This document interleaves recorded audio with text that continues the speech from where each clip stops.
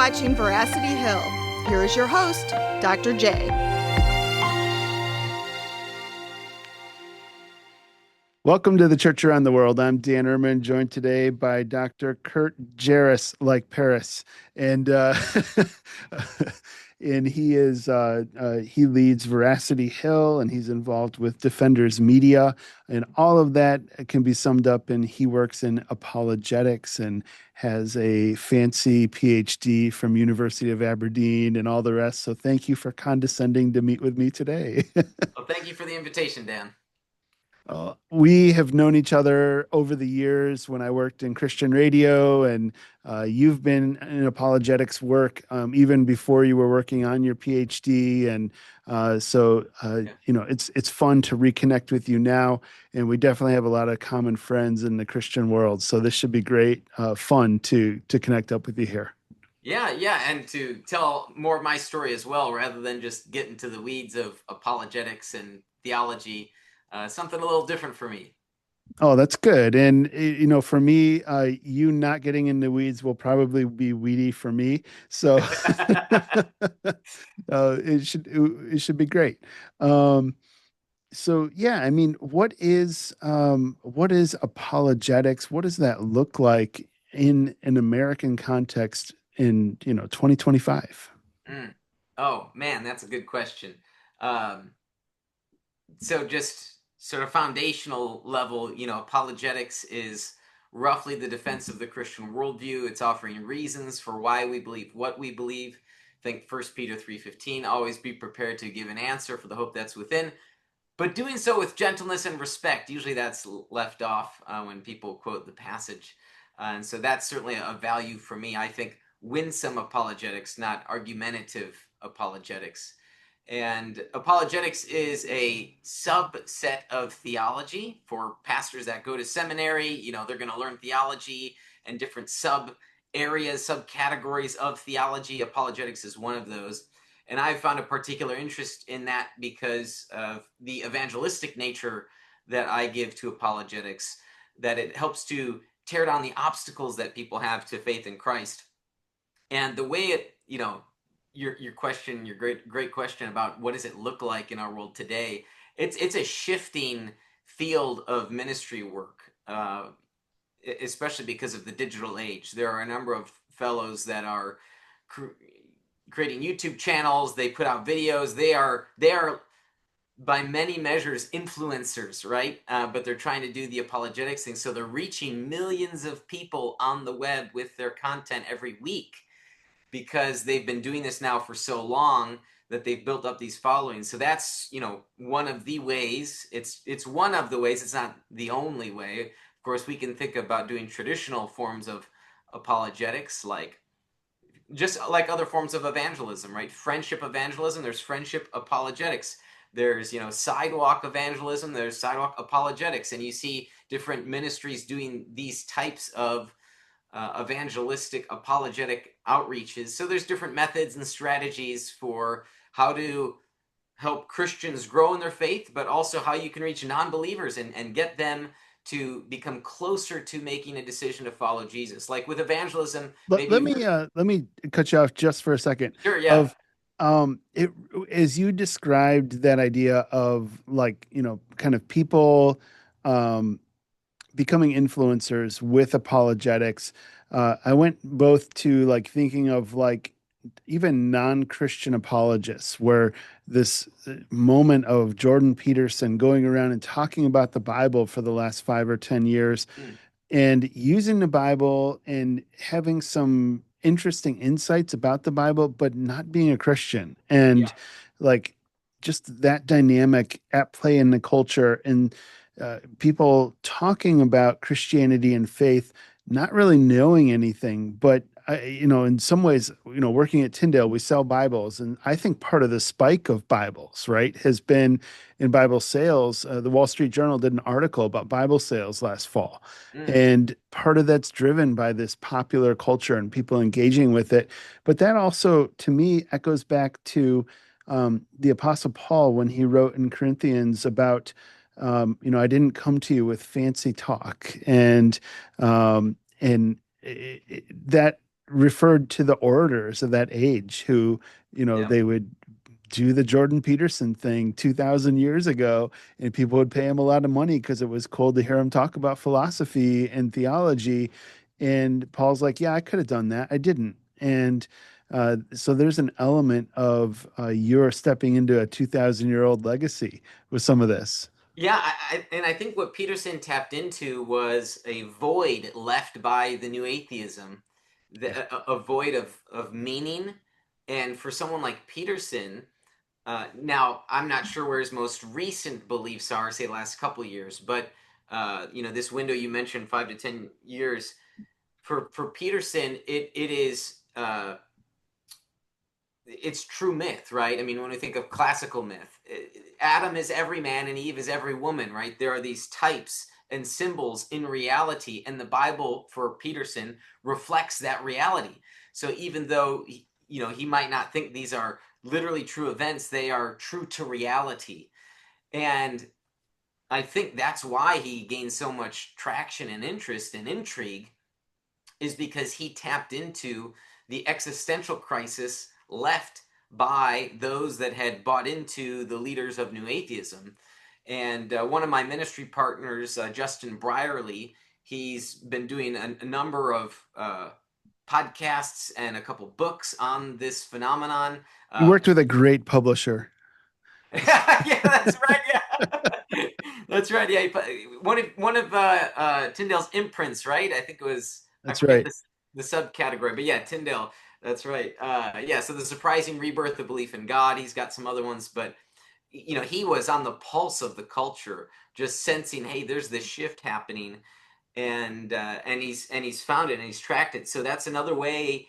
How apologetics has also changed and shifted in that people aren't interested in the Kalam cosmological argument anymore. No offense to William Lane Craig, it was popular for a time, but now I don't think people are as interested in that as So they is the may be in Model other. T. Yeah, right, right. So there are seasons, phases, in philosophy and the ideas that people are thinking about in society.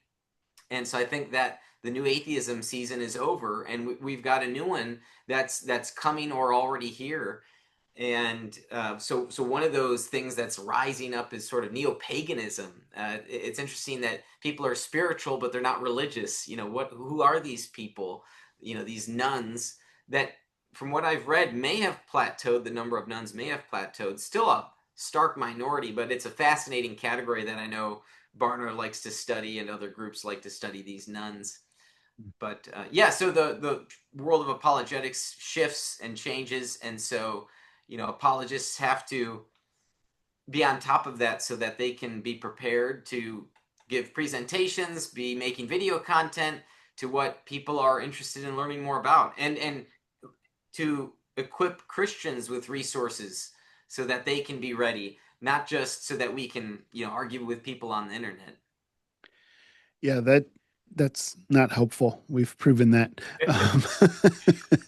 Yeah, So the internet stuff especially, and I say it as someone who does a lot of internet, discussion, content creation.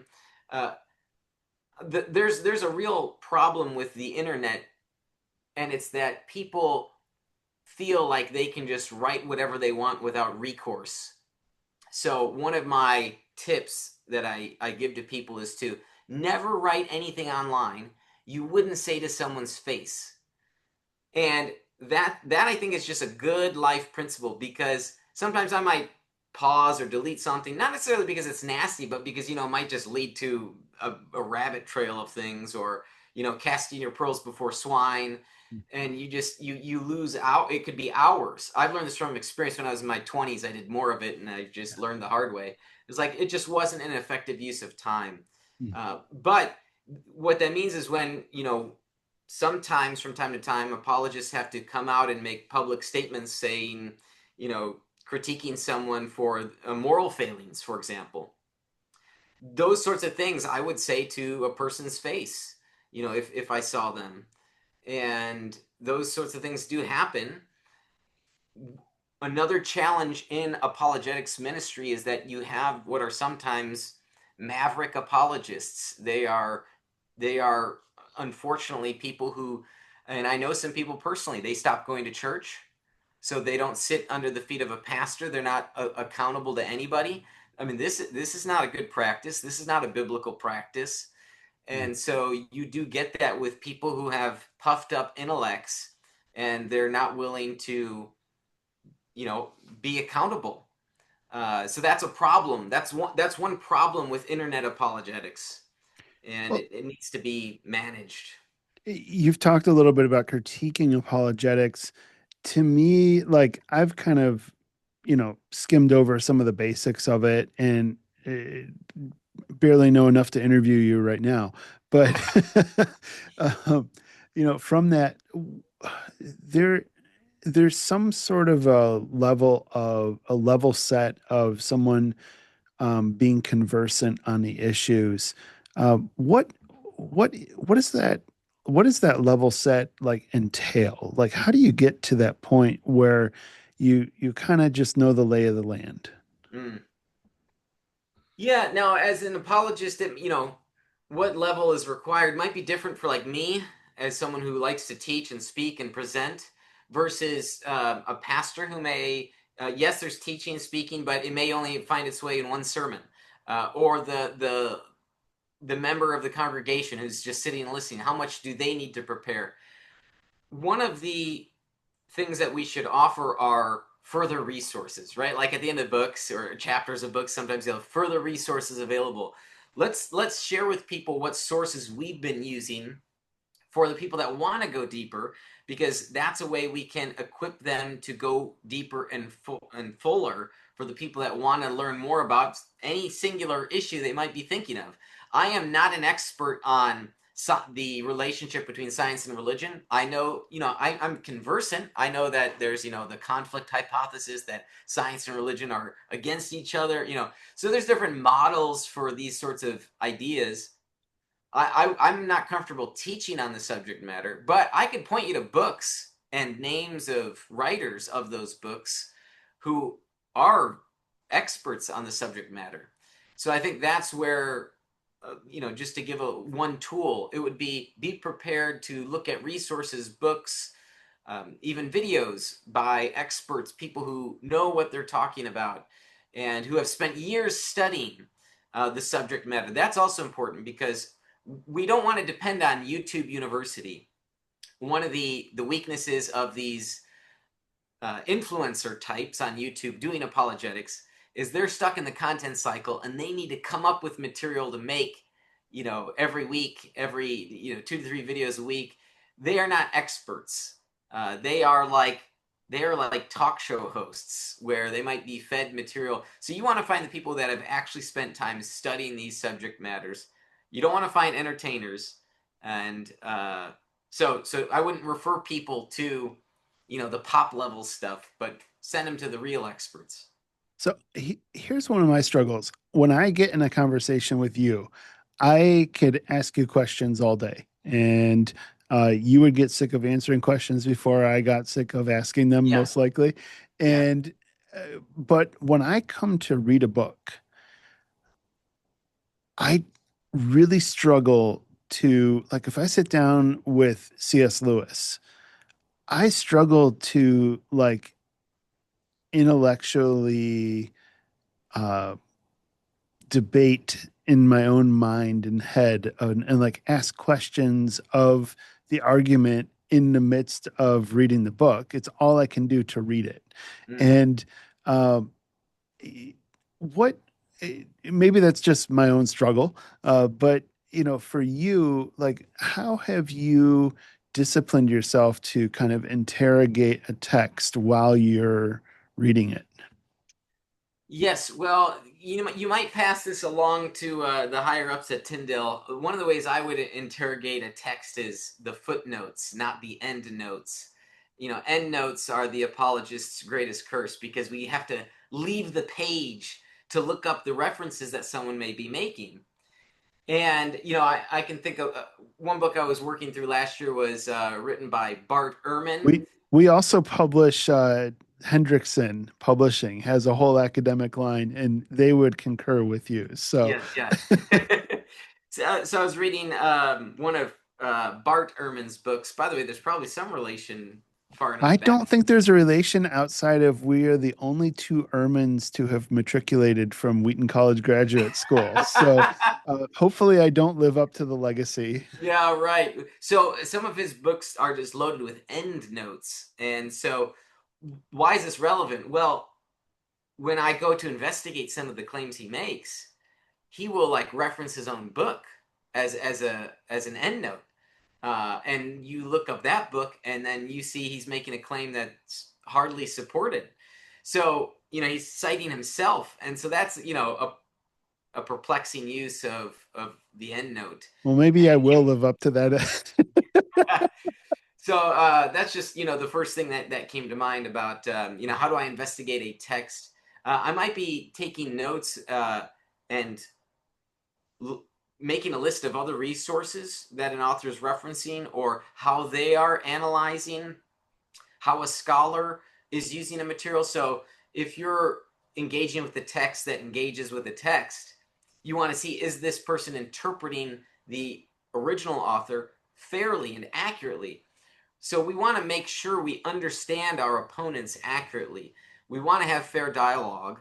When we don't do that, we commit a logical fallacy called straw manning. And in the internet world, I'm not sure the exact origin, but it's become popular in apologetics ministry. We want to steel man our opponents. We want to present the best argument, the best form of the argument that our opponent is presenting. And we want to do that because for two reasons at least. One, so our opponent knows we've understood them. The person knows, hey, we've taken the time to properly understand what they're saying and what their beliefs are, because that way people feel heard and listened to. For pastors, that's huge, right? When you want to listen to someone and you give counsel, the first thing you have to do is be quick to listen and slow to speak.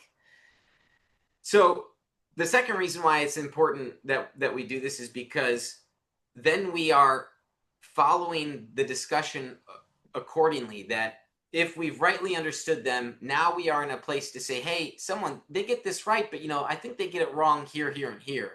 And here are the reasons for that. So the opponent feels understood, and we're also in a good position to present constructive criticism of the arguments or the points being made.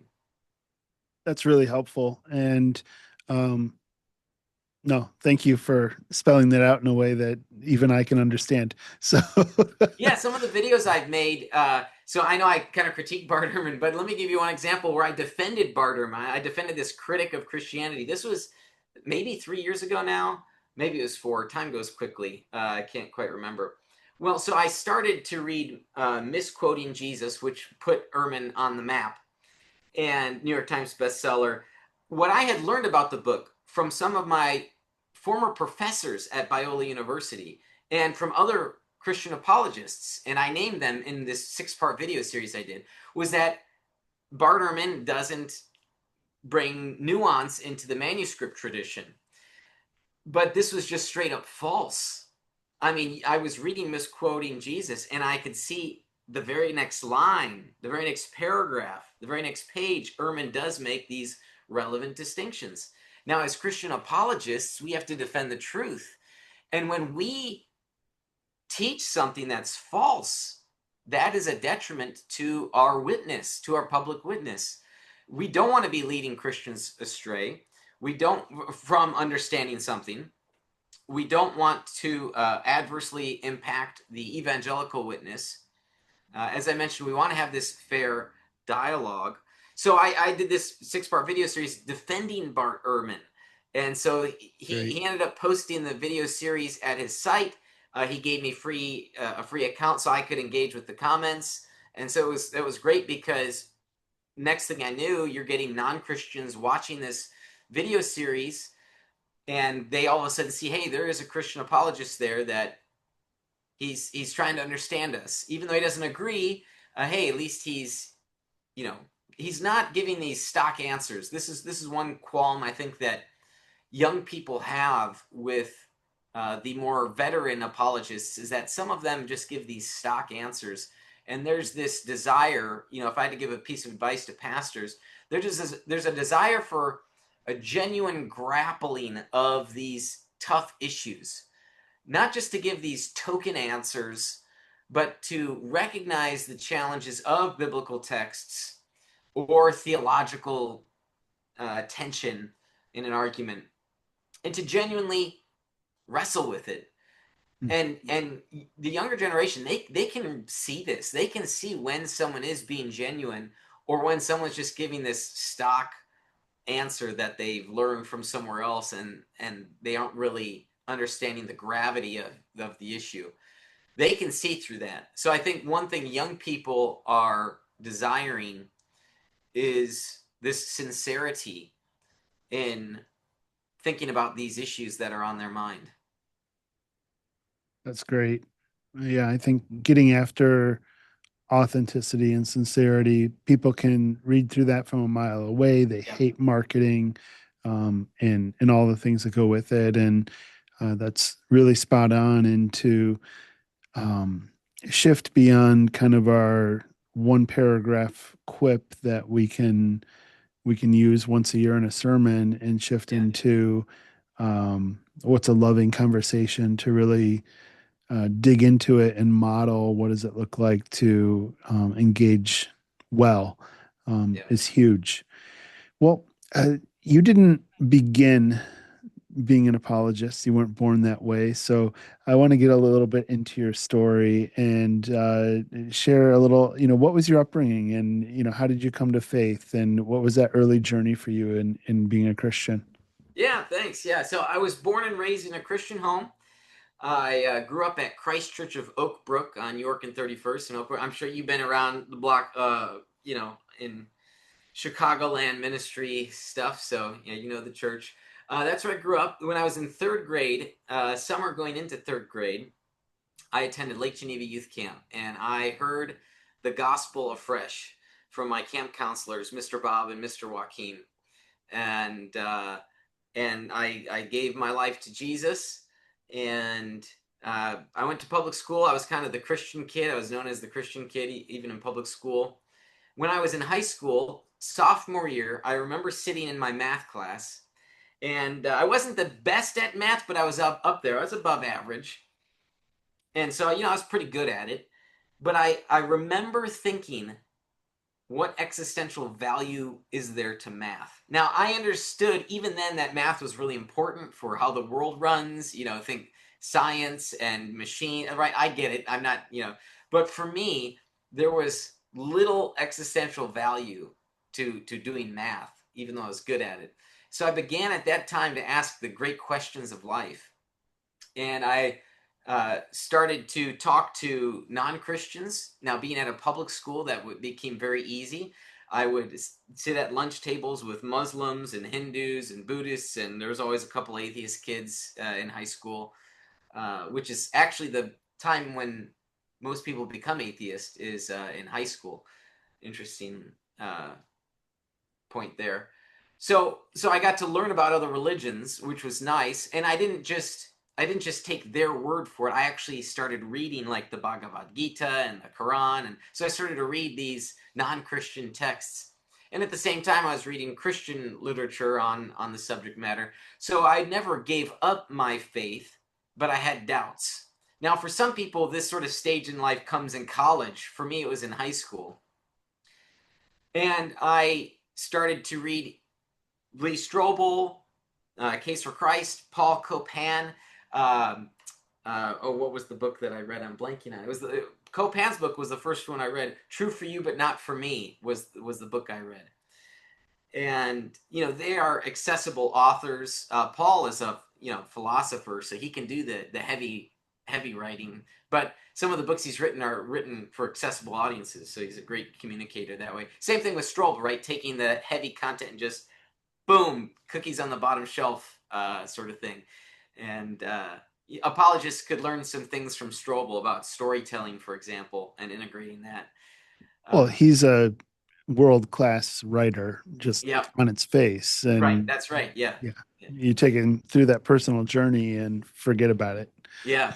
So in high school, I started to talk to people that called themselves Christians, and I found out that was my first exposure to nominal Christianity, because there were so many kids, my peers, as a teenager that called themselves Christian, but they couldn't tell you the first thing about what it meant to be a Christian. I mean, it was just wild.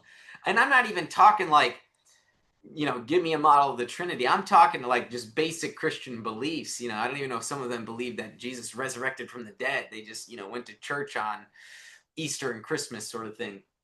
The Creaster crowd. So that's sort of when I gained an interest in apologetics, was through my experience at public high school. I went to Biola University as an undeclared major thinking I wanted to do film. I realized, boy, there are a lot of talented guys. I was terrible at film, wrong reverse course, wasn't for me. I took an intro to philosophy class that's required. People complained about how hard it was. I got a 98% of the class, so I said, okay, I'll be a philosophy major. And so that's what I studied. Wow. And then my graduate degrees are in theology, so apologetics, systematic theology, and then PhD in theology from Aberdeen. Yeah. So that's sort of the academic route. My story then, even before I started my PhD, I think as you mentioned, I got involved with apologetics ministry, parachurch ministry, and just found some, a need here to be doing the ministry work that we're doing. While we are a parachurch ministry and that I started, Defenders Media, it'll be 10 years old in October.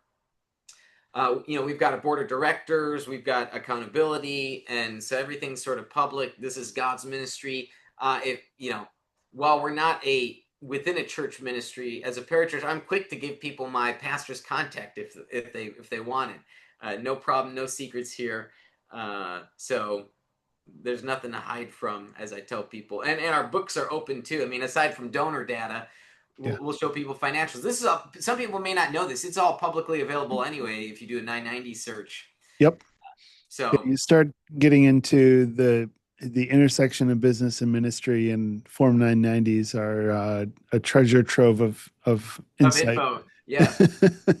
Um, Yeah. So I started Defenders Media because I saw this need, even in apologetics ministry, to help out apologists who had terrible looking websites and they didn't quite know how to navigate Facebook as social media kind of came into the foray. And so that's sort of what we do at Defenders. We do media marketing for apologetics and evangelistic ministries.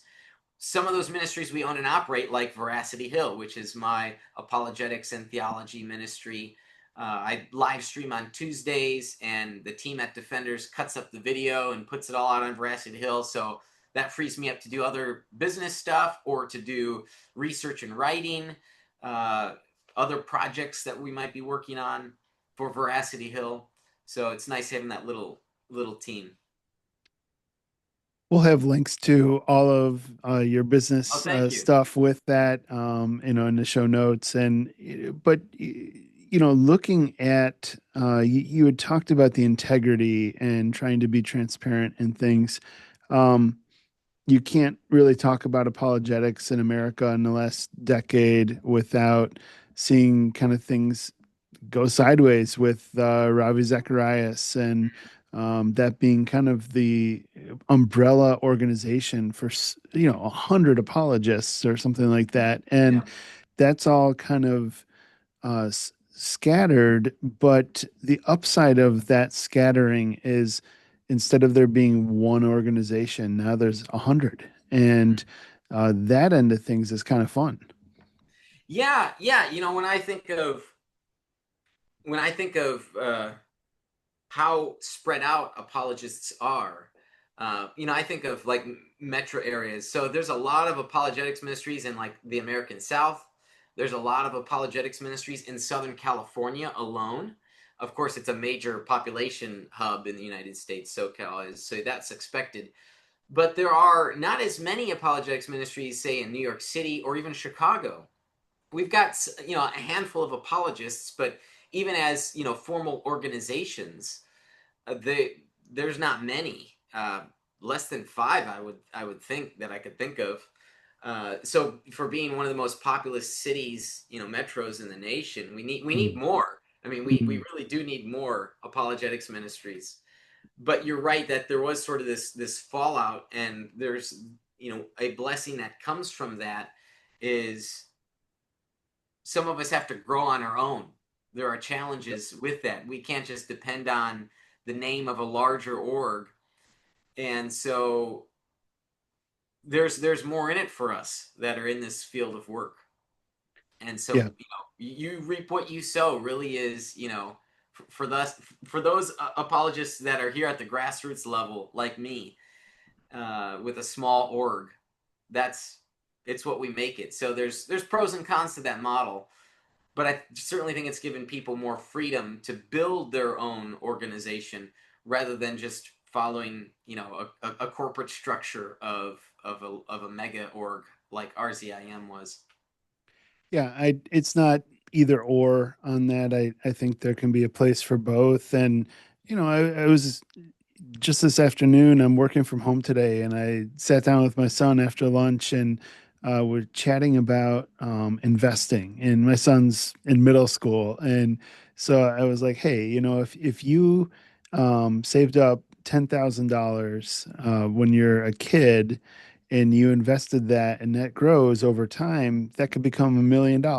And I was like, "But if you were to wait until you're 40, it'll barely become anything." And I mean, it can over 25 years, right? Yeah. It's not hopeless, but um, the idea of time value in ministry and things compounding. And I think that economic principle is reflects some of the spiritual reality too, and reality in ministry, that some of the small investments that you made 10, 20 years ago have compounding impact. And the conversation at the lunch table in high school has compounded for you now for more than a decade, we'll say. And, um, the Lord can use that. And what more could the Lord grow that into over the course of your lifetime too?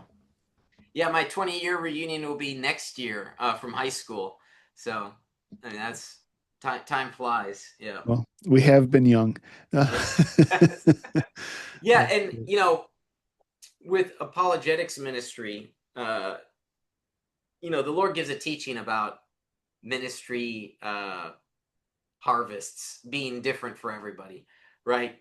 And so it's not a good way to compare how you are, quote unquote, performing to someone else, because uh, ministries differ.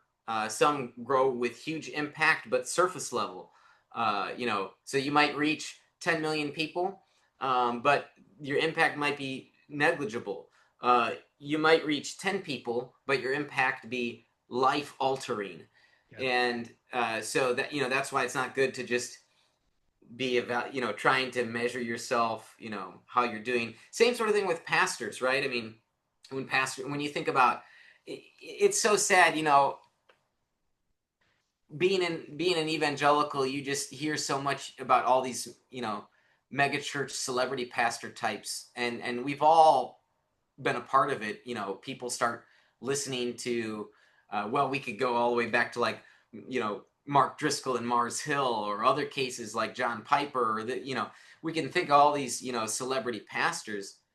But I think what we've seen now over the past few years is that it's not a good framework. I mean, because people put these pastors on an, they idolize them, and that's a problem. They forget that this is God's ministry. It's Jesus's kingdom. It's not these other humans, and we see how they fall. And then what happens is, like with Mars Hill, it's an easy example. It was something like 7 of the 9 satellite churches that were being run just dissipated overnight. Like, they didn't meet the next week, gone. And, like, if you want any evidence of a fruitful ministry, that would show you that Driscoll's ministry did not bear fruit because of how quickly the house of cards came down. Mm. And so, as pastors, whether you're pastoring a church of 2,000 members or 200 members or 20 members, right? We want to think about the impact we're having in their lives. So don't measure it based on how many people, how many butts are in the pew, but rather what's the impact on people's lives. So Jesus calls us not to tell as many people as we can about the good news, but to make disciples. Yeah. It's a good tension with that, and a needed corrective probably in the Western church, where we've been enamored um, with a lot of numbers. And I can't tell you the number of pastors that I've sat down with and have been proud to tell me that they're numbers guys. And Yeah. like there's an element of numbers being really useful and a great tool. And so, to me, it's a both and where is as much as we can criticize some things, a lot of it is what are you doing while you're getting there? Something like 80% of evangelicals attend a mega church. And so yeah, I think we need to be careful with that. But yeah, what is the real fruit of that? And to me, one of the best examples of it was we got working in Christian radio. We had the opportunity to interview Rick Warren on one of our shows, and he was over at Wheaton College, and we ended up in the basement and we're interviewing him, and he probably spent 30, 45 minutes just chatting with us offline before we hit record and talking through some of this stuff. And one of his illustrations, I've heard him use this elsewhere too, is just the idea that the media has two stories they can tell. They can build you up bigger than you actually are, and they can tear you down to less than you really are too. And he said on the build up, don't let the praise go to your head, and don't let the criticism go to your heart. And that's stuff where um, how you steward that along the way becomes incumbent on, to me, it's incumbent on me to put myself at the foot of the cross today and to say, Lord, who are you? Who have you said that I am? And from that point, then we can be lifted up, and that is only in the Lord. And so, numbers aside, I have to be careful in navigating that. But I think your insight and correction on that is helpful too.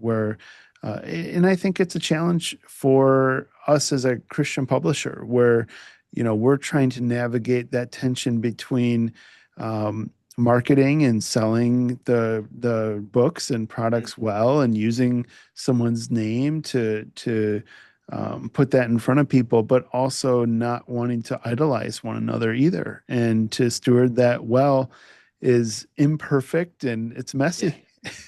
Yep. Well, as you uh, approach this work, you are operating in the tension of both the practical of the apologetics, but also the practical of business and ministry. And I would love to hear a little of your insight about how you have found navigating some of that tension.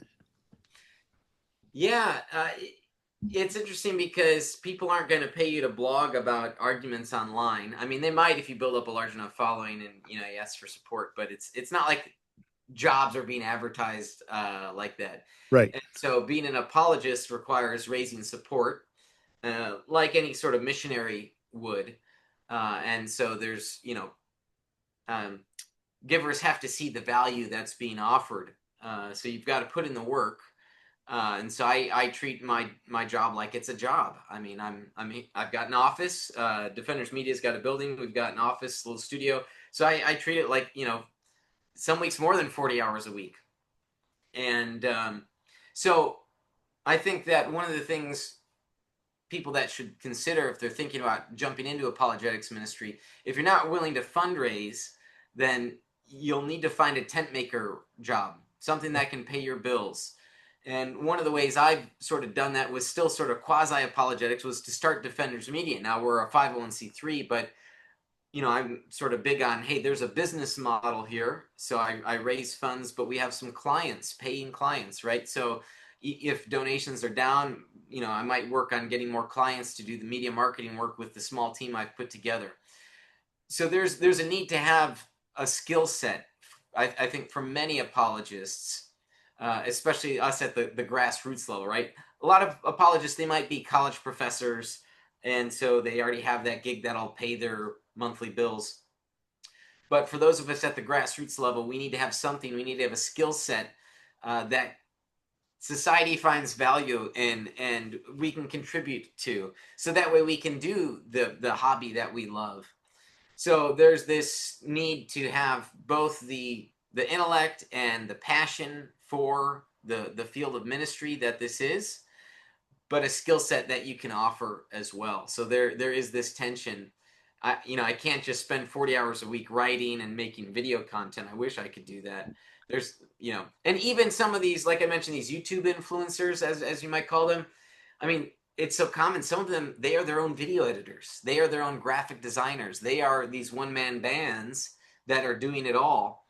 And so they have to have those skills in order to get the job done that they need to have done week in, week out.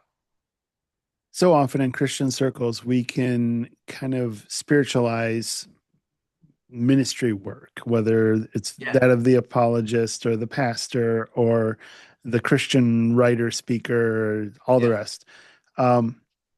While you're exercising the skill that the skill set that you have in media, are there moments where you can equally sense the leading of the Holy Spirit and guiding in your workaday efforts, as well as that of your ministry sense of passion? Yeah, there are times and seasons where discernment is required when thinking about who we want to partner with, even clients that we want to do work for. There have been times where we've had an opportunity to partner with non-Christian to do work for non-Christians. There are times when we had a client. I'll give you one example. This was years back. He was going through a divorce, and he wanted us to help, make his videos and have him be presented well, have his content looking great. And so the more I found out about this situation, though, the less peace there was about it.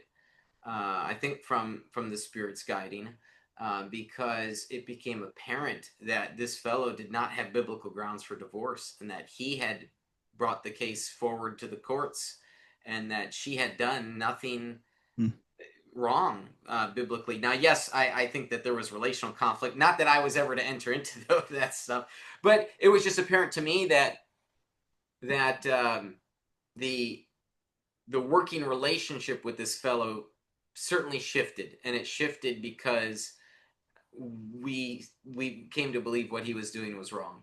And so you need to have discernment about through the Spirit's guiding about who to partner with, who to be, even just take as a client. Even if someone's offering money, you don't always want to take their money. I mean, depends who you're becoming friends with. And so that requires wisdom and guidance from the Spirit. Oh, yeah, that kind of wisdom is that's real kind of rubber meets the road on that, and that's real life. And I've seen that in various stuff in the church world in the 3 decades that I've been around it, and so definitely can relate that way. Yeah. If I may, let me give like a positive example. That was sort of like a negative one, but let me give a positive one. Sometimes, and I think this is also important for pastors, you have to know when and where to plant a flag. So I've, gotten flack for a friend and mentor of mine, Mike Lacona, and some of his views. Now, I don't agree with Mike on everything. I disagree with him on things here and there, but on some things I agree with him on. And I've defended him publicly from false attacks. And so that's brought me bad reputation with some people. But I think it's important for us to stand with people we think that have been wronged, stand with people when we think that they're right.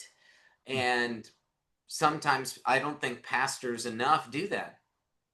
I think they can be so worried that they might offend someone to a fault, right? We obviously want to be shrewd in trying to pastor and shepherd, people of various life experiences and political beliefs. How do you navigate those conversations, those waters? That can be tough. But at the same time, there come times when we have to plant the flag, grab arms with our partners, and stand for justice, stand for truth. And I worry that there are times when pastors don't do that when they ought to, Mm. because they might be worried about, say, the numbers game, for example. Yep. Well, we mentioned a couple times you did your PhD at Aberdeen. What did you write on in your dissertation? And would you change what what you targeted in retrospect? You said you didn't want to go deep in the weeds here. Yeah, we'll touch it. We'll touch it. We're at So the end. yeah, and I'll try to explain in a way that for folks that have been to seminary can understand. It's so common that we hear of Calvinism, Arminianism, this classic debate in evangelical Protestant circles. Well, there's this other ism out there, commonly mentioned at least in a Bible class at a seminary, called semi-Pelagianism. So not Pelagianism, but semi-Pelagianism. So what I did was I read these 5th century monks that are accused of semi-Pelagianism, and I call them the Gallic monks, Roman Gaul in the 5th century, southern France today, and I read their works and looked at their views on original sin, the doctrine of original sin. And so that's basically what I wrote a 300 plus page academic book on. And yeah, that's the short version. I'm not going to ask for the long version, so thank you. But I guess to the other part of that question, Oh yeah, would would I you change the subject? still do the same Yeah, study or absolutely. yeah? Absolutely, I would. Because I think these Gallic monks received a bad reputation. This term semi-Pelagian was used 1,000 years after these guys lived, and they would have rejected this term and the definition of the term. They were not semi-Pelagians, even though certain classes of theologians categorize them as such. The theologians classify them as such because they're reading tertiary or quaternary sources. They're not even reading the primary sources. You So can't use that word anymore. It's sorry, yeah, tertiary is the 3rd level, quaternary 4th level, right? So your primary source, secondary is someone that's reading so there are cases, and I've traced this in my dissertation, where someone is just that 4th version of the source instead of actually reading the primary text, which we have. So that's why it just sort of boggles my mind as someone that one of the things I value is fair dialogue. I've mentioned this Yep. term already a number of times. It's just totally unfair to say that these 5th century Orthodox monks, St. Augustine calls them Christian brothers, and that they were not Pelagians. They're not Pelagians. They're not semi-Pelagians. So I just don't understand why this sort of this boogeyman continues to exist. So yeah, I would write the dissertation over again. I love it. I think it's great that we're seeing people beginning to rediscover beyond just the academic elite, but something of a recovery of some of the early church fathers. And that's been one of the most encouraging things in the last decade that I've seen start to hit Main Street in the Yeah. church. And that to me is tremendous in terms of the potential for uh, recovering, rediscovering some of these fundamentals. It's awesome. Yeah, I was just last week on Veracity Hill, maybe 2 weeks when this gets out. I was teaching on John Calvin's letter to a Roman Catholic cardinal, Jacopo Sadaletto. And in this letter, Calvin argues that the Reformation is the recovery of the church fathers, because the medieval Roman Catholic Church, he alleges, has corrupted their teaching. And so the Reformation is not this new movement, it's a recovery of the teaching of the church fathers. So for pastors that might be thinking, how can they draw on the Christian tradition, right?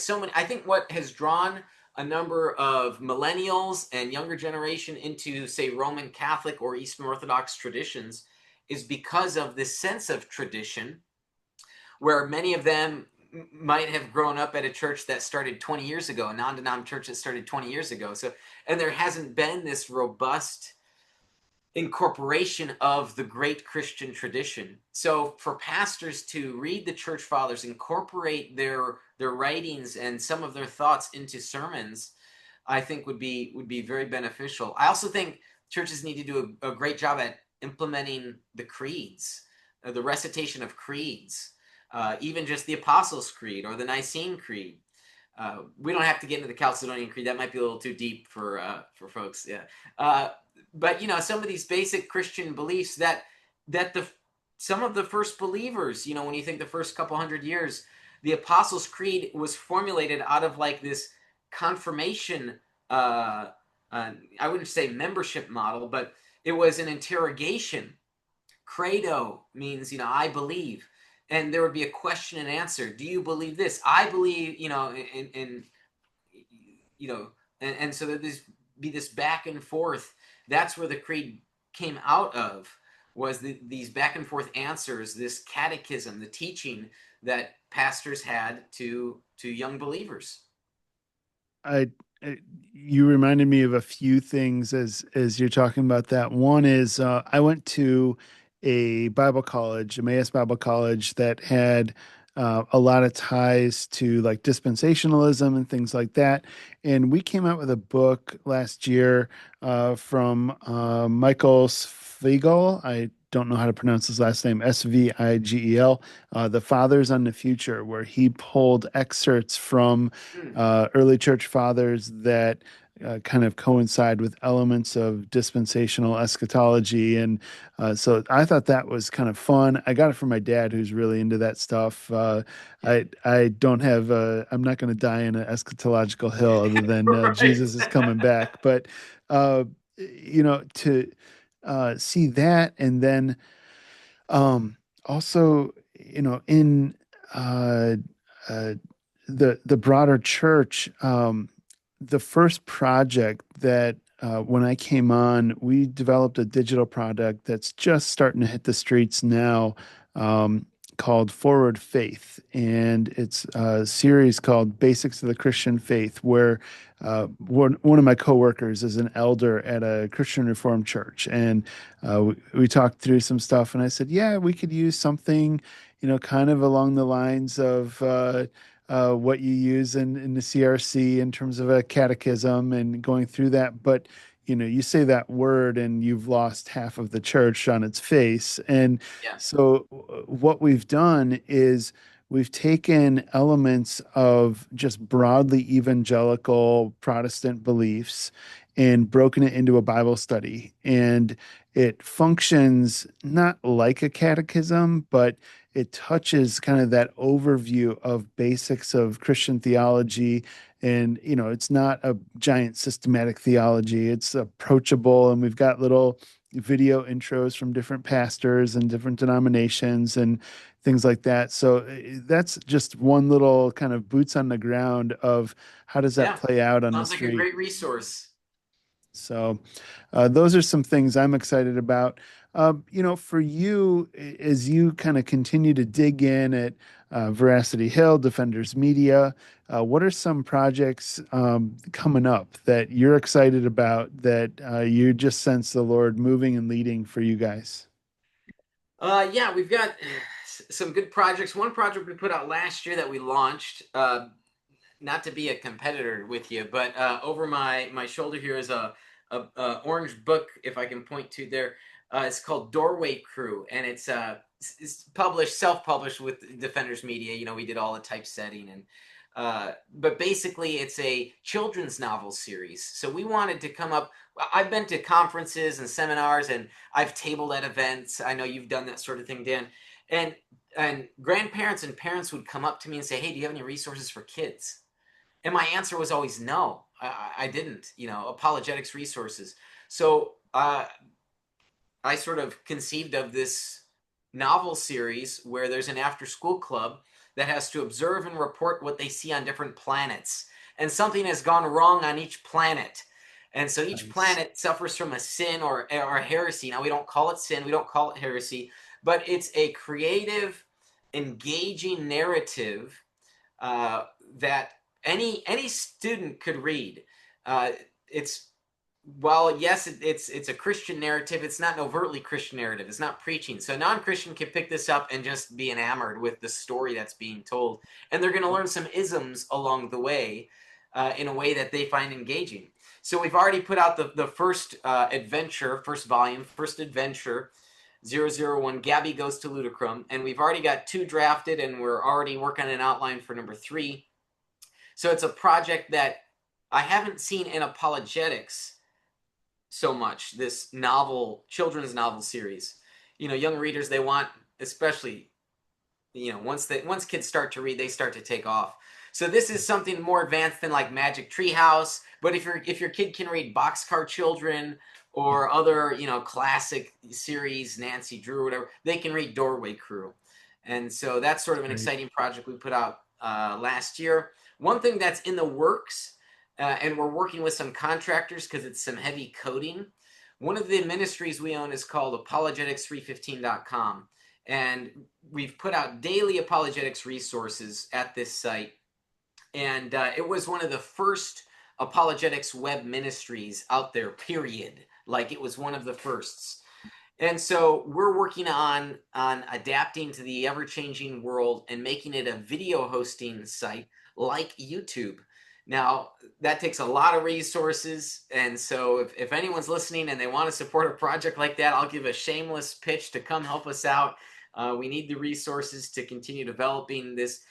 The reason why it's so important is even these YouTubers, some of them have made their livelihoods off of this, but they have to abide by the community guidelines, YouTube's terms and conditions, and their channel can be deleted overnight with little recourse for these YouTubers to recover their account, because there's the big tech giants. Have you ever gotten someone from Google on the phone? I mean, have you ever called YouTube, right? I mean, no, it's near impossible. And so we want to build a site that is made by apologists for apologists to help them grow in their business model, for them to put videos that they might not be able to put on YouTube, because YouTube's going to defend the Babylonian and Roman beliefs. And so, none of these YouTubers are putting out videos on, say, Christian sexual ethics, because they know those videos will get flagged. Wow. And so it sort of dampens our witness to the issues we can speak on online, because it'll hurt us. So Apologetics 315, we're working on developing this video hosting site that is nothing but apologetics. Some people came to me and say, well, why not go to Rumble? And I said, well, have you looked at Rumble's terms and conditions? They can delete videos for any reason whatsoever, period. Have you considered that? Have you ever tried to talk to a Democrat and say, go to Rumble? They would never go, because it's full of Republican political content. So Apologetics 315 is just apologetics content for apologists, for people interested in apologetics resources. So we're working on that. That's a big behemoth project that Defenders is working on. And then at Veracity Hill, stuff that's coming this autumn, I'm going to be getting into historical Jesus. This first half of the year, I spent time looking at sort of the salvation wars, talking about Calvinism, Arminianism, Molinism, other isms in this classical debate, giving my own view. And I spent it was probably 5 or 6 months talking about that. And then this summer, I've been talking about Sola Scriptura for a few weeks before I transition into looking at issues in historical Jesus studies, reliability of the Bible. I could see getting into undesigned coincidences. I just realized I'm probably nerding out more than you were anticipating already. You're good. Well, you can't help your PhD self. It'll come out eventually. So, no, well, Kurt, we have touched on a whole bunch of different stuff here and all over the spectrum, and both from very practical to theoretical and along the way. But, penultimate, it becomes about driving people toward encountering God himself. And as we encounter the Lord, I think it shifts all of these things from just mechanisms and work into penultimate meaning and substance and hope. Yep. Yep. Yeah, and apologetics for many people, it's that first step because they have these obstacles to faith in Christ, and they think that the Bible must teach so and so because it's the only thing that they heard growing up, but they hadn't realized, oh, actually, you could be a Christian and think this. There are other interpretations of these passages, and so they realize, hey, that seems like something they could believe, and so then they take that step, and they take that step in faith to bend their knee to the Lord Jesus Christ, and their life changes through an active relationship with Him. So it's life changing for so many people. Love it. Well, Kurt, I just am so encouraged in hearing your heart in this and a little more about your work. It's been fun. I feel like I've gotten to know you a lot better in the last hour. So thank you for your stewardship of that work, but then also for your generosity here too. Thank you, Dan. I appreciate it. You've been hearing from Dr. Kurt Jarris at Defenders Media, Veracity Hill, and a whole host of other endeavors that he has going on. You've heard about some of that now.